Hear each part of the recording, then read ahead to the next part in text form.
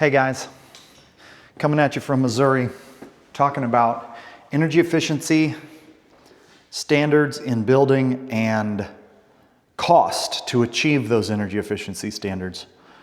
Something I've been thinking a lot about since I've been dealing with this winter, and it seems like when you have a really cold winter, every nook and cranny of your project that leaks a little bit of air, you start to notice it. In the summer, you don't notice it as much because your cold is pushing outward, I think. But in the winter, you really notice it. But in getting ready to build this house for myself and insulating this project, I've really had to start thinking a lot about what is the product, how energy efficient, and how much money can be saved by being energy efficient over the course of the lifetime of a project, and what the cost of doing that initially is going to be. And what I'm finding out is that people are willing to spend an enormous amount of money on energy efficiency, and salesmen are willing to sell people on an enormous amount of cost up front for the promise of energy efficiency, low cost in the future. What I'm doing here, by the way, is I'm fire blocking and trying to separate the house, which is on the other side of this wall, from the garage, which is on this side of the wall. And we have to use this foam to get all the nooks and crannies for fire blocking purposes. But anyway, so foam, spray foam is like the big thing these days, I guess you'd say. And the problem with spray foam is that spray foam is pretty expensive to install compared to other products, especially compared to cellulose products. Now, the spray foam, some people are afraid your house is going to burn down, but just like setting a newspaper, wrapping it up tight, and then trying to light it on fire, it really doesn't burn very well. Cellulose, when it's packed into a house and then treated for fire, doesn't burn very well. It's actually a fire retardant. But the fact is, when you're building a house, you have to decide, what am I going to spend the money on now for future returns? And the way that I look at it is that in practical terms, energy efficiency comes down to a couple of factors. What is it going to cost to heat this house over the long term versus what is it going to cost to install all of the measures that it's going to take to save that money over the long term? So like, I have a house that I live in now that we insulated with DensePack, and we're thinking about insulating the next one quite a bit better than this one, and that one was quite a bit better than typical for our area. But it costs about $1,000 a year to heat the house and to run the water heater and to run the stove. At this moment, that's about an 800-gallon propane tank, and it doesn't end up empty every year, so it's probably not even quite $1,000. But anyway, I just estimate $1,000. Well, if I can save half again on my heating bill, and I could save 500 of those dollars, which I don't think I can, but let's say that on heating and cooling I could save another $500 a year. The question is, how much money up front would it be worth spending to save that money in the long term? And the reason I'm thinking about it that way is because I think that people lose track of the fact that they care about energy efficiency because it costs you money in perpetuity. So if you're going to spend, I'm just doing quick math here, you're going to spend an extra 30 or 40 or 50,000, let's say 50,000, you're going to spend $50,000 just making your house super efficient. And that is going to save you $1,000 per year in heating and cooling. It's going to be 50 years, and that's if you don't have to pay any interest on the money that you spent up front. So is that a good investment of your capital? The second thing that I think about is that there's short-term, mid-term, and long-term, and the light is really bad here. The short-term, mid-term, and long-term savings. Short-term would be saving money building the house. That would be building a cheaper, less well-insulated house. Mid-term would be how many years is it going to take to get that money, to spend the money you could have spent right up front, okay? And then long term is like, how well is this house going to survive in the long term, like even for the next owner, et cetera. And on the environmental side of things, you have to think about the product that you use, how much of the cost to the world is internalized, is actually bound up in the cost that you're paying dollar for dollar, and how much of it is externalized, which means like how much of the cost is something you can't see. I'm trying to think of something extreme, like a really bad extreme would be the cost to dump a refrigerator on the side of the road because you're a dip and you just don't care about anyone else. So the cost to you is zero. You're driving along and you dump the refrigerator out and somebody else comes and cleans it up. That's an externalized cost. There's still a cost. Somebody else has to clean up the Freon, somebody else has to clean up the road, and sometimes those costs are enormous. It's just that the person who did it doesn't feel those costs.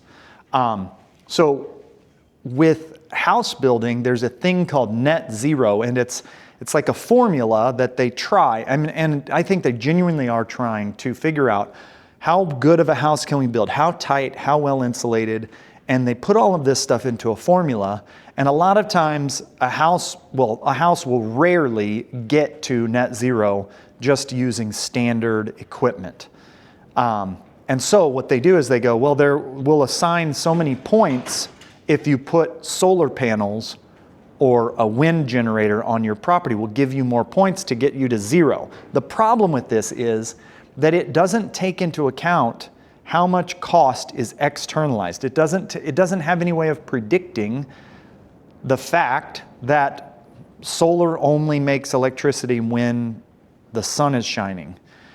And if your solar panels are on the roof and you get a lot of dust or you get a lot of snow, etc., your solar energy production will go down. But that spreadsheet initially didn't really take anything into account. The other thing that happens is people build a house in a way that is cost effective, and then they say, well, I didn't put as good of insulation, I didn't do this, but I'll put these solar panels in and I'll get to net zero, even though it's not even that well insulated or that tight of a house. That's rare, but it is mathematically possible. And so I'm working on this because I want to believe in these measures. But anytime that you try to have a kind of across the board standard that says this is what we're trying to accomplish and you can accomplish it by any means necessary, I start to wonder if that's really a good formula to use. The reason that I've already stated part of the reason why, but another part of the reason why is because nobody really thinks about the externalized cost of the solar panels. Besides the cost to you and the cost over time, if a product has to be subsidized by the government, then that means that the product can't stand alone in the environment of building. And if it can't stand alone, then the economy has not approved it as a viable option. Sure, there's places for that, or there's a place for that, but at this moment, solar and wind and things like that just aren't viable options. And so it's a lot of rambling, but using something like dense packed cellulose insulation, you're already starting with a product that is already made, newspapers or cardboard, and they're actually remanufacturing it without a whole lot of extra steps. They're remanufacturing it into a product. It's pretty cheap because they have to get rid of this stuff at the moment. So it's a good, environmentally friendly option and way to go. The other thing that I've been thinking about is the fact that, like, I've put in thousands of windows at this point in my career, and many, many times people are sold on, oh, this window is going to save you money, save you energy because your old windows are leaky. And in all honesty, even though it is a true statement, if you spend $20,000 to $50,000 on new windows for your house, you're never getting that money back in energy efficiency. There are totally valid reasons to replace your windows. one of those totally valid reasons, I should get back to work and stop rambling. One of those totally valid reasons is when your house is drafty, it's just not very comfortable. And so if you're talking about your house not just generally not being very comfortable, and you want your house to be comfortable, then absolutely you should replace your windows, because a comfortable house, a house you want to be in, is kind of the point of having a house. It's kind of a point of having a warm place to stay. If you also have a lot of allergens and you can't live in a drafty house because your allergies go off in certain times of year, and you seal your house up really good, all I'm saying is there are other totally valid reasons to insulate your house better, or to put new windows in, or whatever. But we've got to stop thinking that the cost that we spend now because we're borrowing it isn't a cost. And it's like, one of my daughters was really tired of driving this old truck that we have because it doesn't get very good gas mileage. But the thing is, she didn't have $5,000 or $10,000 or $15,000 to buy a new vehicle that got better gas mileage. So the cost to her would have been significantly greater. It would have been significantly higher cost to her to buy a car to get a little better gas mileage than to just drive the truck that she already had. And so, I just want to encourage people to think about the total cost of something. Think about the part of the cost that you are transferring to someone else. Think about the part of the cost that you are borrowing and you're going to have to pay interest on, how long it's going to take to pay that back. And is the product even going to last long enough that it ever gets paid off? Because in many cases, it doesn't appear that some of the measures that we take for energy are paying off, because we're not considering the lifespan of the product. Like a mini split air conditioner might be really great, but a lot of guys think that it's actually going to break down way faster than your conventional system. And if it breaks down way faster than your conventional system and you have to replace it every 10 years instead of every 25 to 30 years, well, that's a cost. You have to spend that money in order to, let's see.